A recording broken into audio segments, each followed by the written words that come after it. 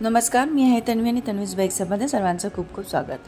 तर आज बनवत आहोत आपण डच चॉकलेट फ्लेवर केक आहे हा, आणि हा थोडा टॉल केक बनवायचा होता हाफ केजीचा, म्हणून मी स्पॉन्जचे 4 लेयर कटिंग करून घेतलेले आहेत। तर मी आता याचे 4 लेयर कटिंग करून घेतल्यानंतर केक बोर्डला लावून घेतलं स्पॉन्ज, त्याला सोकिंग केलेलं शुगर सिरपने आणि स्पॉन्जला लावून घेतलेले थोडं गनाश आणि डच क्रीमने केलेलं आहे त्याचं क्रम्बल कोट, आणि फिलिंगमध्ये यूज केलेले गनाश आणि चोको चिप्स।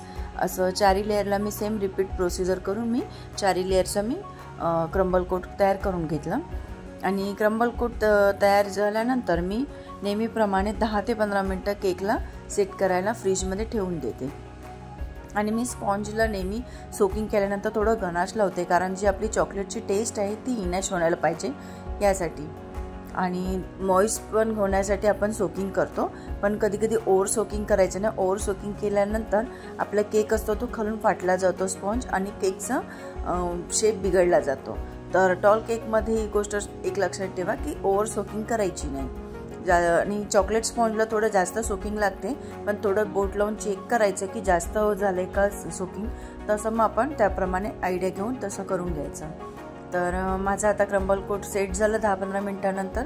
याला फायनिंग कोटिंग करणार आहे मी व्हाईट क्रीमने, आणि व्हाईट क्रीमने मी पहिलं वरती टॉपला स्प्रेड करून घेतली पॅलेट नॅपच्या साह्याने, नंतरच्या साईडला करून घेतली, आणि नंतर मी असं त्याचं एक्सेस क्रीम काढून घेतली, आणि जोपर्यंत फिनिशिंग व्यवस्थित मला वाटत नाही तोपर्यंत पॅलेट नॅपच्या साह्याने मी असं त्याचं फिनिशिंग करून घेतली।